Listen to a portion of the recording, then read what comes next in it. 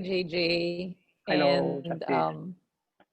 and hello also to all who are joining us this afternoon. Digital transformation thirst. When JJ first told me about this, of course, I was a bit hesitant kasi digital yung unang word dun sa title. But I'm all in for transformation. So I told JJ I'll try my best, no, because I'm not really a techie, unlike JJ here. But he told me that I could react to his talk, and or I could talk about something else under the new rules on evidence. And I chose to talk about.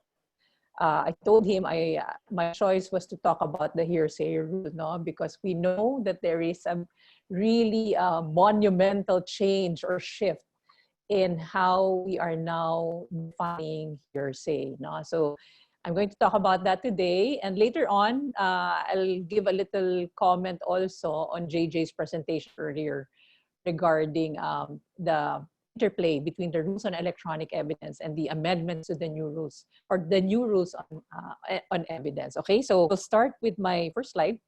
So our old hearsay rule was generally confined to the opposite or the obverse of the definition of testimonial qualification. No? Under Rule 130, Section 36, a witness can testify only to those facts which he knows of his personal knowledge. So that was our basic qualification for a witness. Okay, but we did not have in the rules itself. No, we did not have a definition of hearsay. So as it evolved, even in jurisprudence, hearsay was associated with the lack of personal knowledge. Okay, so if you lack personal knowledge, then you cannot testify on it because that will be hearsay. Okay, so that's how it evolved. Okay, let's go to the next slide, please. Okay, so this situation under the old rules developed or, well, resulted to a lot of problems for us. First of all, as I said, there was no discrete or concrete definition of hearsay in our rules. Now, although later on, under jurisprudence, Mancol in particular, the Supreme Court developed a definition for hearsay. But instead, what you have in the rules is, as I said, the basic testimonial qualification, and then you have the exceptions and the enumeration of the exceptions of the hearsay rule. The second problem was that, as I also already mentioned, hearsay evolved as a mere opposite of the testimonial qualification. So if you do not have personal knowledge, then you cannot be a witness because what you will be testifying on will be hearsay. Okay? The third problem was that it was inaccurate, no? Because the testimonial qualification that one be limited or that a witness be limited to testimony based only on one's own perception or one's personal knowledge was seen to be not consistent with or inconsistent with the basic purpose for the rules on evidence as found in Rule 128, Section 1, which is, it is the means sanctioned by the rules of ascertaining the truth, no, a matter of fact. So if that is the only way to ascertain the truth about a matter of fact that the court has to resolve, why are we excluding it? So it became inconsistent with the basic purpose for the rules on evidence. Okay, and then the fourth problem is that it was isolated in the sense that its application or its application or interpretation was not linked or networked with the other provisions of the rules, specifically Rule 130 on admissibility of evidence. For example, it ignored the application of the opinion rule. No, and later on I'll discuss that further. Now, let's go to the next slide, please. Okay, so here I have the quote from Mancol, which I mentioned, where the Supreme Court in 2017 had a definition of what hearsay is. No, hearsay evidence is evidence not of what the witness knows himself, but of what he has heard from others. And it's not only limited to oral testimony or statements, but likewise applies to written statements. So that is Mancol the Supreme Court speaking in 2017. No, you can imagine the rules on evidence have been around since the 901 Code of Civil Code of Procedure. No, and only in 2017 we come up with an actual definition of hearsay. All right, and of course in Espinelli, the Supreme Court said that when its probative force depends in whole or in part on the competence or credibility of some other person, not the witness, then that becomes hearsay. Okay, let's go to the next slide, please. Okay, so this is just a quote from Espinelli. I'll just leave that for you to read on your own, no, for guidance. Let's go to the next slide. Okay, so now we come to the new concept of hearsay under the 2019 revision of the rules. On the next slide, you'll see that in answer to the problems that I enumerated earlier, the 2019 revision introduced now a concrete definition of hearsay, no? And it also reaffirmed the use of prior out-of-court statements of the witness declarant. It also clarified and calibrated some of the exceptions to the hearsay rule. And lastly, it provided for a residual exception. Can we go to the next slide, please? Paula. Okay, we're done with that. Next slide, please, Paula. Okay, so next, that one. Okay, so this is the new hearsay rule. No, it's found under Rule 130 still, under Rules on Admissibility, under Section 37. Okay, it says that hearsay now is a statement other than the one made by the declarant while testifying at a trial or hearing, offered to prove the truth of the facts asserted therein. Okay, so whereas before, okay, I am the witness, I am testifying in court. If I say something, okay, that is not based on my personal knowledge, that is objected to for being hearsay. Okay, so the problem with that, as I already mentioned earlier, is that we did not define what hearsay really is. Instead, we are just sifting through the testimony on the basis of the testimonial qualification which the rule provides, no? And that is personal knowledge must be the basis for your testimony. And so if you do not have personal knowledge, it will be hearsay. But now, this rule is saying, okay, that hearsay is anything that you say. Can we go back to the preceding slide, please? We're not done with that yet. Hearsay is anything that the witness states outside the present trial or proceeding, okay? All right, so okay, again, had to be very clear. Before, hearsay, the old hearsay rule means the witness lacks personal knowledge, okay? Witness is testifying on the basis of someone else's perceptions, not his own. And that's why it is hearsay. It's not based on his own knowledge, okay? Under the revision, under the 2019 revisions, that is no longer objectionable as hearsay evidence. Now, the ground for objecting to that would be the lack of first-hand knowledge, okay? So the old hearsay rule, okay, has been rebranded or renamed, okay? Now, it is aptly called, more aptly called, the lack of first-hand knowledge rule, all right? Okay, so that is now consistent with the basic testimonial qualification, that for a witness to be qualified, so that's clear. Okay, so that is now called the first-hand knowledge rule. If a witness tries to testify on the basis of what somebody else told him, okay, is that now objectionable for lack of personal knowledge, okay? So I'm talking about now the doctrine of independently relevant statement, okay? If you remember, an old hearsay rule, we had the doctrine which we called the independently relevant statement rule. So what's an independently relevant? Okay, somebody told me that he saw X shoot B. Okay, so somebody told me that he witnessed X shoot B. Okay, And then I'm testifying now as to what that somebody told me. Okay, let's say that somebody is my neighbor. My neighbor told me that he wins X shoot B.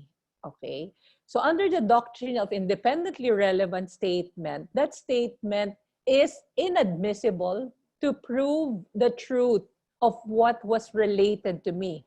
It is not proof. Okay, it is inadmissible as proof of the truth of what my neighbor told me. Okay, but it is admissible as proof that the neighbor told me what he witnessed. Okay, so that is independently relevant because it is not hearsay, because I'm testifying on what my neighbor told me. That's based on my own personal knowledge, my personal perception, my recollection. Okay, so that is not hearsay. Okay, that's under the old hearsay rule. Okay, now under the new hearsay rule, anything that I, as the witness, states outside of this present proceeding. Okay, so you get that? I'm the witness. I'm testifying in court in a particular case. Anything that I have said previously out of court, out of this case, okay, is hearsay. Okay, so that is now the new definition of hearsay. So under this new definition of hearsay, even it can be verbal or it can be a non-verbal conduct, which could qualify as a statement. No, so a statement is not hearsay if the declarant testifies at the trial or hearing and is subject to cross-examination concerning the statement. Okay, so you know, jurisprudence also, the reason why there is a hearsay rule is because there is no guarantee of trustworthiness. And what is this guarantee? Actually, there are three. That the person be under oath, that the person be subjected to cross-examination, and that the person's demeanor be readily observed by the court. Okay, so those are the three guarantees of trustworthiness. And that is the reason why we exclude, okay, what we used to call as hearsay testimony, because they are not reliant on the actual witnesses' observations or perception, but rather on somebody else's. And that somebody just happens to be out of court. So there is no oath, there is no cross-examination, and there is no observation of the demeanor. And that is the basic reason why we excluded statements like that. No? Now, under the new hearsay rule, any statement that I made, I am the witness, outside of the present proceeding is hearsay. And because of that, it's inadmissible, okay? But the rule provides for 3 instances, okay, when you can use my out-of-court statements. Only 3 instances, okay? And here, the provision states, the first instance is inconsistent, or statements which are inconsistent with the declarant's testimony, I'm the declarant, and given under oath, subject to the penalty of perjury at a trial, hearing, or other proceeding, or in a deposition.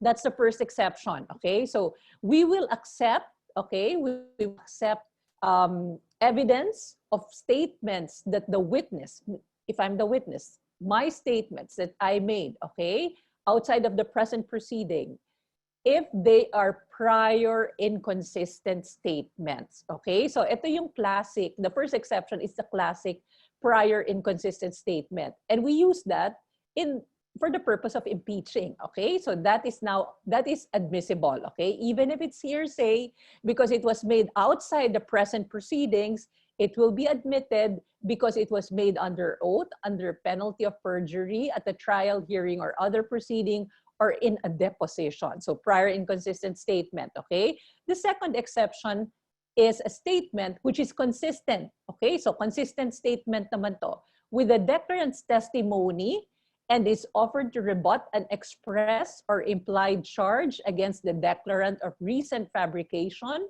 or improper influence or motive, okay? Now, the second one, we're talking about consistent statements, no? The first exception, inconsistent statements, that is very logical and easy to understand because inconsistent siya, we will use it to impeach, so that's okay. But the second one, why are we admitting consistent statements? Hindi ba, won't our records of proceedings be flooded with just corroborative statements? Kasi prior consistent statements, madami yan, di ba? So that is why there is a limitation. Even though it's a prior consistent statement, it is limited by the purpose. And the purpose is it must be to rebut either an express or implied charge against a declarant of recent fabrication, or example, an express or implied charge of improper influence or motive. So those are the only exceptions, no, for a prior consistent statement. And then the third one is a statement of identification of a person which is made after perceiving him or her. Okay, let's go to the next slide, please, Paula. I'll give you examples, no? Okay, okay, so the first one, a prior out-of-court statement. Okay, we're done with this. I mean, let's go to the next slide, please, Paula, where I have the examples for them. Okay, the prior inconsistent statement, I already gave you the classic example, like testimony in a prior trial that is under oath and there was cross-examination. So there is the guarantees of trustworthiness are all present. Okay, so we will admit that. And then the second one, prior consistent statements. Let me give an example. To rebut a recent express charge that the adverse party or the witness is fabricating, okay, or is lying, okay. Let's say that the witness has alleged that his claim is a long-standing claim. Let's say it's a claim from 2 decades ago, 20 years from 20 years ago. And then the adverse party has had a chance to offer evidence, his evidence, and the evidence that he offered was to the effect that the statement on the stand, no, of the witness was a fabrication. That the claim really is just recent, no, not dating 20 years ago. Okay, so on rebuttal, you can present that prior consistent statement. For example, a statement that you made before the authorities, let's say before the barangay, you lodged a complaint, you had it recorded in the blotter, no, and the date shows that it confirms, no, your claim that it is long-standing. It dates back to 2 decades ago. So that one you can present, all right? Okay, as to the third exemption, no, the identification made after perceiving a person. Okay, this is also very, very practical, no, and logical. As you all know, especially the practitioners among us, no, for trials a long time, no, and it's piecemeal at best. Although the rules on continuous trial in criminal cases have really tried to make shorter, more efficient, no. But still, this is the encounter repeated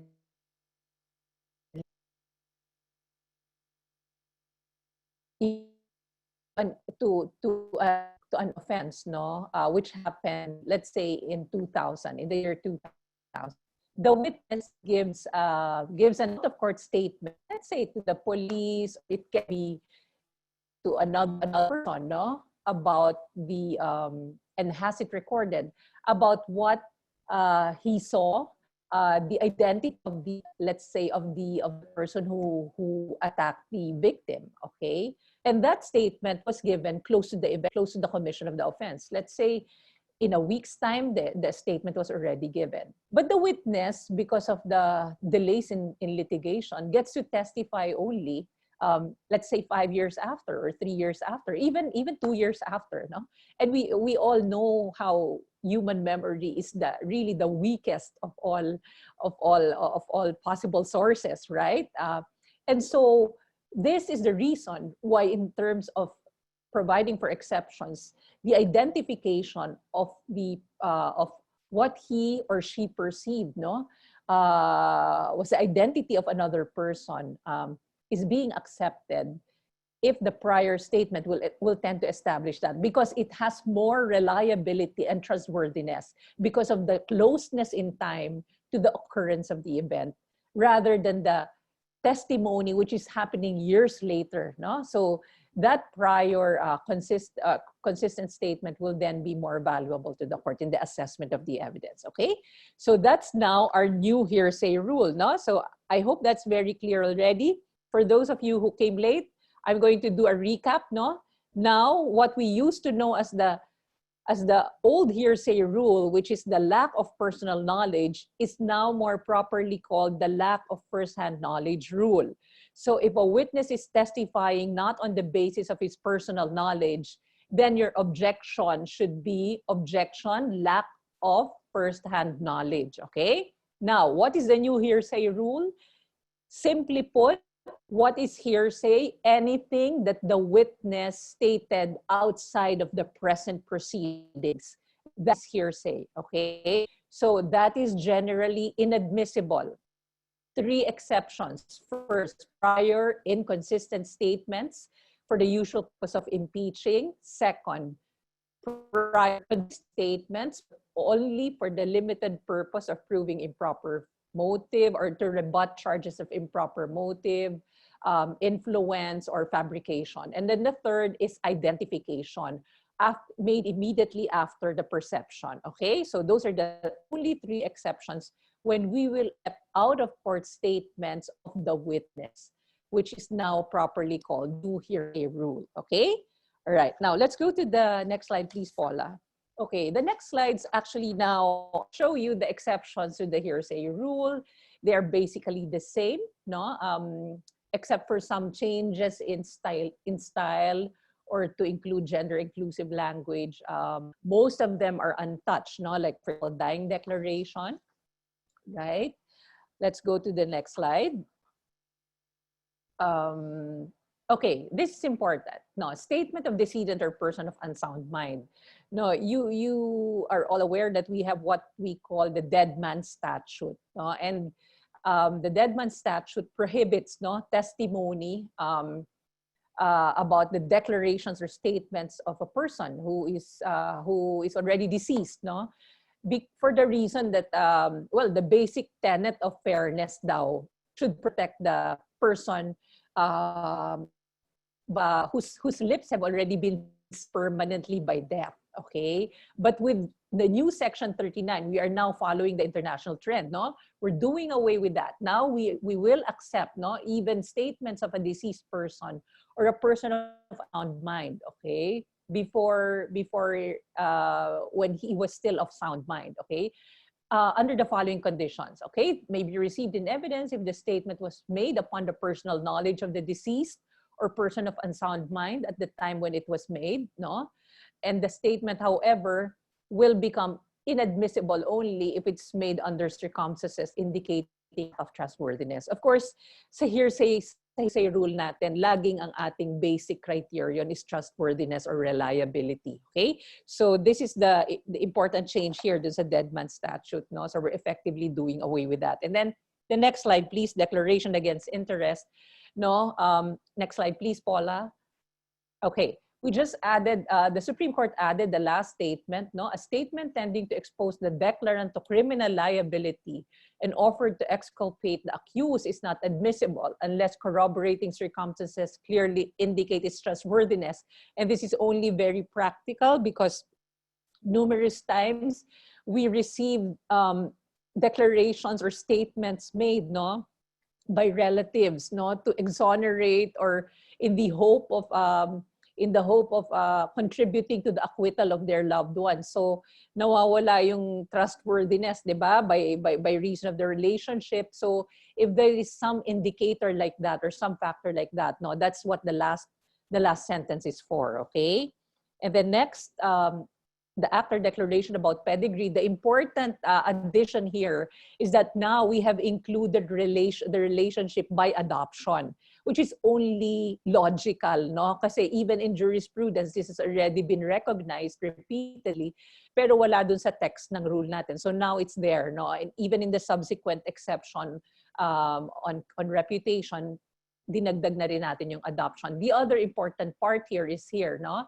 So even if not related by blood or by marriage or adoption, if this person, no, has been so intimately associated with the family or the person, and that becomes the guarantee of the accuracy or reliability of his information on the pedigree of the particular person in subject matter of the controversy, no? So tinatanggap na rin natin yon. This is also already in jurisprudence, no? So kumbaga, we're just institutionalizing what the Supreme Court has already laid down in jurisprudence, okay? So the next is family reputation. I already mentioned that we added the word adoption already. And then the next is common reputation. The next slide, please. There you go. Here, the Supreme Court thought that it was more important to put priority, no, on local history.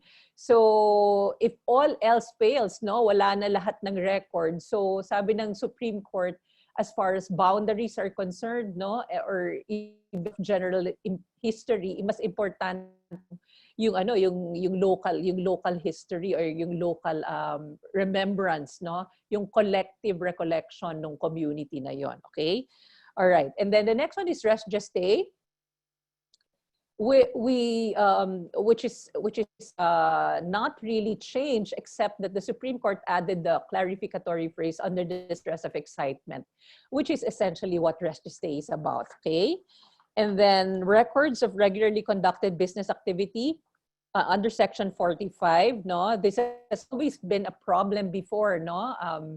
So kasi yung mga memorandum report or compilations, no, made in writing, now dinagdag na rin yung electronic or optical, as mentioned by JJ earlier. At or near the time of the transmission, supply of information kept in the regular course of business activity, okay? If that is the regular practice, no? So that is an exception to the hearsay. So hindi siya here, no? Kasi what we used to encounter problems, no, dito sa mga ganitong types ng business records natin, because the court will always look for the custodian or the person who made the entries in the records, no? But we know that most of the time, the ones who made the entries have already left, no? The transition is very quick or very fast, the turnover of personnel. So, ang laging objection doon, objection, no personal knowledge, okay? So, that is why this is an exception to the hearsay rule, no? So, pero ngayon, hindi na yung lack of personal knowledge yan. Kaya na-recraft na yan. That's why it's phrased like this already, okay? All right, let's go to the next slide now. The next exception is entries in official records. There's no real change there except gender-inclusive language. And then the last one, I think, the next one is commercial lists and the like, no change there. As well as the next one on learned treatises, except for gender-inclusive language again. And then the last one is testimony or deposition at a former proceeding, okay, which we mentioned indirectly earlier on the prior inconsistent statements, no? The only addition here is that before, it only referred to the testimony of someone who is deceased or unable to testify. Here, the Supreme Court clarified, no?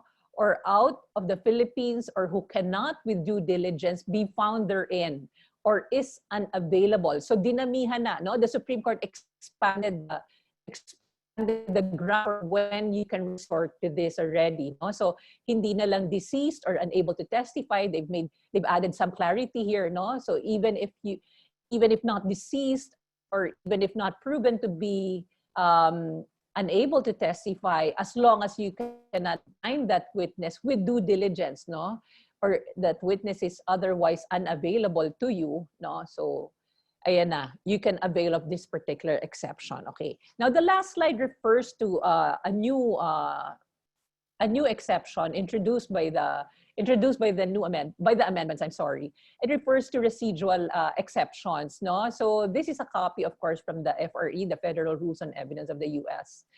And the Supreme Court thought it was wise to include the residual exception for those instances which we have not thought of at the moment and which might develop in the coming days, or which might be excluded if we do not have a catch-all provision. Okay, so this is basically catch-all. The only condition is that so that you can avail this is that you must give the other party advance notice that you have this new exception or ground that you are invoking, and so that the other party will have a reasonable opportunity to prepare also to meet this claim. Okay, so that is the end of my presentation. I think we will have to go back to JJ for now.